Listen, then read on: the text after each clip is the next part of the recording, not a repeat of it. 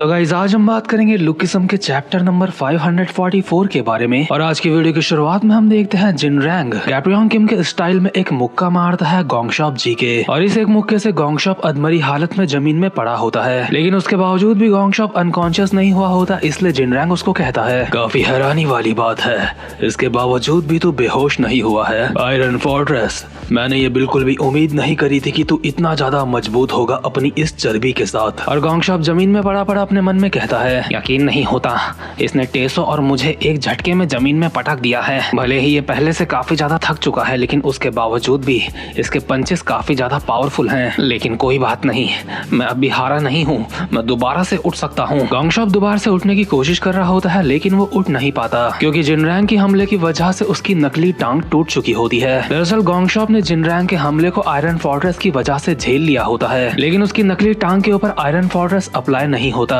इसलिए गोंगशॉप अभी बहुत ही ज्यादा लाचारी भरी सिचुएशन में होता है, और मुझे पूरा यकीन था कि ऐसे लाचार इंसान को जिनरैंग कभी भी नहीं मारेगा। टूटे फूटे गोंगशॉप को जिनरैंग कहता है, चिंता मत कर, जो इंसान पहले ही हार चुका है मैं उसके ऊपर हमला नहीं करता हूँ। गोंगशॉप जी, तू पहले ही हार चुका है। इतने में ही गोंगशॉप के सामने जैक आ जाता है और कहता है, नहीं, मॉन्क अभी हारे नहीं है, ये बस अभी उठ नहीं सकते क्योंकि इनका नकली पैर टूट चुका है। ना ही ये शिटी मॉन्क, ना ही आयरन फोर्ट्रेस तुझ जैसे इंसान से हार सकता है। अगर ये नकली पैर अभी टूटा ना होता तो ये अपनी जगह पे खड़े होते तुझसे फाइट करने के लिए, क्योंकि आयरन फोर्ट्रेस एक ऐसी चीज है, जब तक तुम्हारा आत्मविश्वास नहीं टूटता तब तक आयरन फोर्ट्रेस भी नहीं टूटता। जिनरैंग कहता है, गोंगशॉप जी, मुझे जो कुछ दिखा सकता था उसने वो मुझे दिखा दिया है। उसकी नई टेक्निक मेरे ऊपर पड़ने के बावजूद भी मैं अपने पैरों पे खड़ा हूँ। भले ही उसके पास स्पीड और टेक्निक है, लेकिन उसके पास पावर नहीं है। इससे कोई फर्क नहीं पड़ता कि आयरन फोर्ट्रेस कितनी कमाल की टेक्निक है, लेकिन जो भी हो, आयरन फोर्ट्रेस परफेक्ट नहीं है। जैक को अभी फुल जोश आ चुका होता है और वो कहता है, अगर आयरन फोर्ट्रेस परफेक्ट नहीं है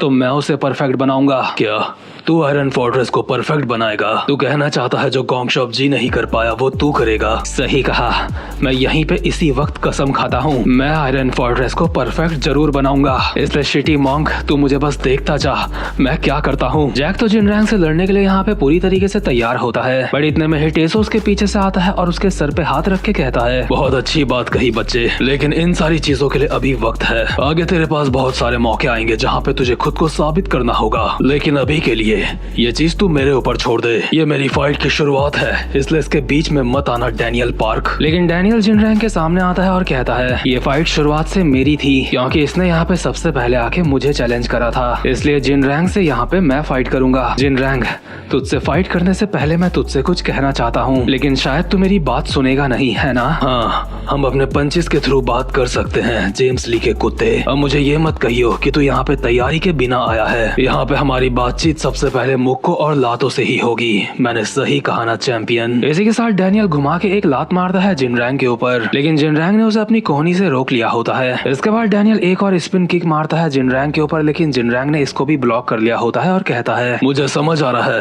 आखिर तू एरिना का चैंपियन कैसे बना? जिनरैंग, तू भी बाकी किंग से काफी ज्यादा अलग है। बिल्कुल, मुझे अलग होना भी चाहिए क्योंकि मैं किंग ऑफ बुशान हूँ। इसी के साथ डैनियल के मुंह पे एक कोहनी पड़ती है, जिससे डैनियल हवा में वाइब्रेट होता हुआ लहराने लगता है। इसके बाद हवा में ही डैनियल के ऊपर एक मुक्का पड़ता है, जिससे वो टप्पे खाता हुआ दूर जाता है। डैनियल की हालत खराब हो चुकी होती है और जिनरैंग कहता है, मुझे उन किंग्स के साथ कंपेयर मत कर क्योंकि वो लोग मुझसे काफी ज्यादा कमजोर हैं। लेकिन अजीब बात है, क्या शैंग बेक ने तुझे ये नहीं बताया कि अगर तू बुशान को हराना चाहता है तो तुझे अपने साथ जिचैंग क्वैक जैसे किसी बंदे को लेके आना चाहिए था। डैनियल के ऊपर अभी एक और कोहनी पड़ने वाली होती है, लेकिन डैनियल जिनरैंग के इस हमले को डॉज करके बिल्कुल जिचैंग क्वैक की ही तरह जिनरैंग के ऊपर एक हैंड ब्लेड से हमला करता है, जिसको जिनरैंग ने डॉज तो कर लिया होता है, लेकिन उसके बावजूद भी उसके हल्का सा कट पड़ चुका होता है। अपने खून को साफ करते हुए जिनरैंग कहता है, काफी हैरानी वाली बात है, मुझे यकीन नहीं होता, तेरे पास ना सिर्फ वो बॉडी है जो लगभग परफेक्ट है, ऊपर से तेरे पास इस तरीके का टैलेंट भी है, ऐसा टैलेंट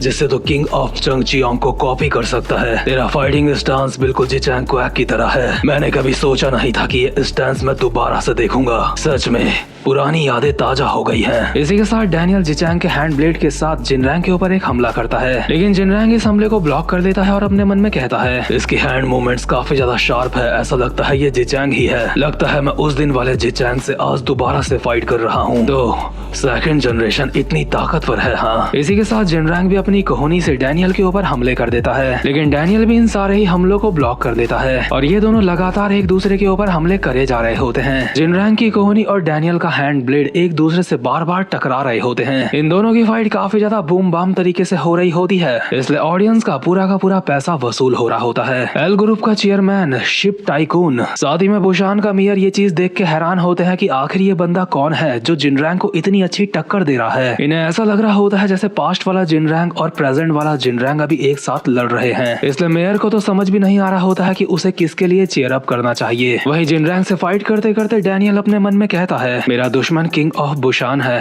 मैं उसको इस तरीके से नहीं हरा सकता, इसलिए मुझे एक दूसरी कोशिश करके देखना चाहिए। इसलिए डैनियल ने हाथों से जो हैंड ब्लेड बनाया होता है, डैनियल उस चीज को अपने पंच में बदल देता है और ये चीज देख के सारे लोग इंक्लूडिंग जिनरैंग ये सारे के सारे काफी ज्यादा हैरान हो चुके होते हैं, क्योंकि डैनियल ने इस वक्त कॉपी कर लिया होता है गैब्रियन का फाइटिंग स्टांस और ऑब्वियसली ये चीज उसने कॉपी करी है जिनरैंग को ही देख के। इस फाइटिंग स्टांस में आने के बाद डैनियल कहता है, माफ करना, मुझे नहीं लगता कि ये सब कुछ खत्म करने का मेरे पास और कोई रास्ता है। मैं अब यहाँ पे और ज्यादा समय बर्बाद नहीं करूंगा, मैं इस फाइट को यहाँ पे जल्दी ही बस खत्म कर दूंगा। जिनरैंग, तो पहले से ही बाकी के किंग्स के साथ फाइट करने की वजह से थक चुका है, तेरा स्टेमिना अपनी लिमिट्स तक पहुंच चुका है, इसलिए ये तेरा अंत है। इसी के साथ डैनियल गैब्रियन के स्टाइल में खतरनाक सा मुक्का मारता है जिनरैंग के ऊपर, लेकिन जिनरैंग ने अपनी कोहनी से इस मुक्के को बहुत ही इजीली रोक लिया होता है और कहता है, ये हमला कॉपी करने में तो काफी ज्यादा बुरा है। डैनियल को समझ नहीं आ रहा होता है कि आखिर जिनरैंग ने उसके हमले को ब्लॉक कैसे कर लिया, क्योंकि डैनियल ने अपने हिसाब से जिनरैंग की हर एक मूवमेंट को अच्छी तरीके से कॉपी करा था और उसके बावजूद भी वो जिनरैंग को बिल्कुल भी चोट नहीं पहुंचा पाया है इस हमले से। डैनियल के मन में सवाल घूम रहे होते हैं कि आखिर ऐसा कैसे हो सकता है। इसी का जवाब देते हुए जिनरैंग कहता है, डैनियल पार्क,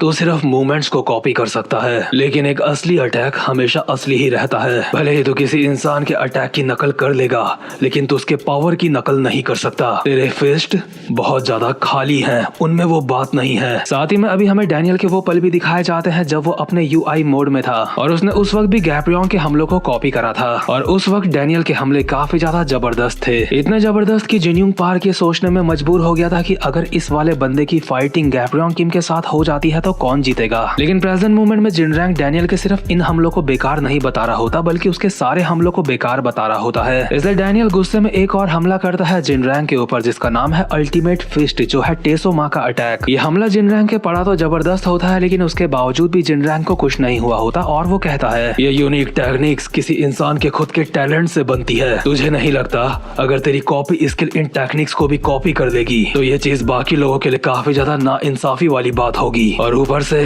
तूने तो अब तक मास्टरी को भी सरपास नहीं करा है। इसी के साथ जिनरैंग डैनियल के ऊपर एक कोहनी मारता है, लेकिन डैनियल उस हमले से बचते हुए गोंगशॉप के हमले को कॉपी करता है और 1 स्टेप 1 किल के साथ जिनरैंग के मुंह पे एक खतरनाक सा मुक्का मारता है। डैनियल और जिनरैंग का हमला एक दूसरे के साथ में पड़ा होता है, लेकिन गोंगशॉप के 1 स्टेप 1 किल में गोंगशॉप दूसरे वाले के हमले से बचता भी है, लेकिन डैनियल ऐसा नहीं कर पाया। इसीलिए जिनरैंग साथ साथ में कहता है, मैंने तुझे कहा ना ये काम नहीं आएगा, लेकिन ये बात तो माननी पड़ेगी, तू तारीफ के लायक है। तू अब तक मास्टरी के भी लेवल तक नहीं पहुंचा है, उसके बावजूद भी तू काफी ज्यादा ताकतवर है। मैं ये इमेजिन भी नहीं कर पा रहा हूँ अगर तूने मास्टरी को सरपास कर दिया तो तू किस लेवल तक जा सकता है। इसी के साथ डैनियल के मुंह पे एक कोहनी पड़ती है और डैनियल उड़ता हुआ दूर जाता है। जैक ये देख के काफी ज्यादा हैरान होता है, लेकिन डैनियल जैसे तैसे खुद की बॉडी को संभाल लेता है। डैनियल जैक को कहता है, मैं ठीक हूँ, लेकिन जैक को साफ दिख रहा होता है कि डैनियल ठीक नहीं है और जिनरैंग डैनियल को कहता है, अगर तू मुझसे कुछ बात करना चाहता है तो तुझे पहले मुझे हराना होगा, लेकिन अगर चीजें ऐसी ही चलती रही तो मुझे नहीं लगता कि तू मुझसे कुछ भी बात कर पाएगा। क्या हुआ चैंपियन,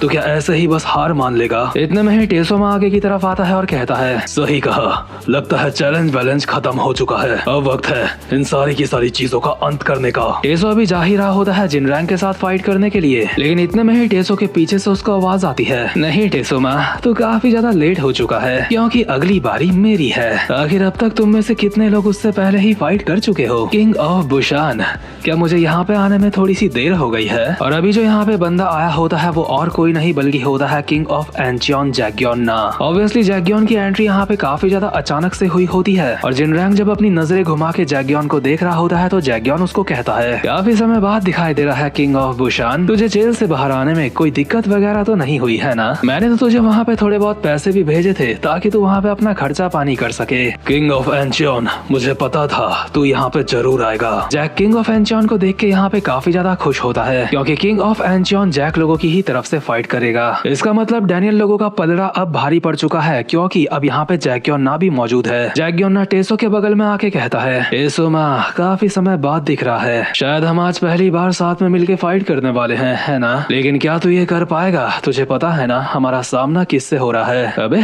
ये क्या, शोंगजी युक यहाँ पे कहाँ से आया? शोंगजी का नाम सुन के ही जैसे टेसो दूसरी तरफ पलटता है, जैक योना टेसो के मुंह पे लात मार के उसको जमीन में चिपका देता है और इस एक लात में टेसो माँ अनकॉन्शियस हो चुका होता है और जैक योना कहता है, शोंगजी युक माफ करियो तेरा नाम इस्तेमाल करने के लिए, क्योंकि टेसो को एक शॉट में निपटाने का मेरे पास इसके अलावा और कोई रास्ता नहीं था। डैनियल लोग अभी सारे के सारे काफी ज्यादा हैरान होते हैं और डैनियल कहता है, मिस्टर जैक योना आखिर ये सब कुछ क्या चल रहा है? तुम लोगों के रिएक्शन से मैं जज कर पा रहा हूँ, तुमने सोचा ही था कि मैं ऐसा कुछ करूंगा, है ना? लेकिन मुझे लगता है मैंने अब तक यहाँ पे काफी अच्छी एक्टिंग करी है। तो जिनरैंग चीजें यहाँ पे तेरे लिए थोड़ी सी मुश्किल हो रही थी, है ना? डैनियल पार्क मुझे नहीं लगता कि तू मुझे समझ पाएगा, लेकिन जो तू अपनी आंखों के सामने देख रहा है सच वही है। मैं इस वक्त जिनरैंग से पंगे लेना अफोर्ड नहीं कर सकता हूँ। चल तुझे आसान शब्दों में बता ही देता हूँ, जिनरैंग और मैं दोनों एक तरफ हैं। जैक योना ने जिनरैंग के कंधे में हाथ रख दिया होता है और इसी के साथ ये वाला चैप्टर यहीं पे खत्म होता है। और देखो किसी ने सोचा भी नहीं था कि जैक योना डैनियल लोगों को धोखा दे देगा और इसीलिए पीटीजे सबकी थ्योरी में पानी फेरने में काफी ज्यादा माहिर है और इसीलिए मैं ज्यादा इन्फॉर्मेशन के बिना कोई थ्योरी मतलब इतनी आसानी से बनाता भी नहीं हूँ। तो खैर गाइस ये वाला चैप्टर यहीं पे खत्म होता है। उम्मीद करता हूँ कि आपको आज की वीडियो भी अच्छी लगी हो और चैनल को सब्सक्राइब और वीडियो को लाइक जरूर से कर लेना ताकि आगे आने वाली वीडियोस आप मिस ना कर सको। और अब मैं मिलता हूँ आपसे अपनी नेक्स्ट वीडियो में, तब तक के लिए अलविदा।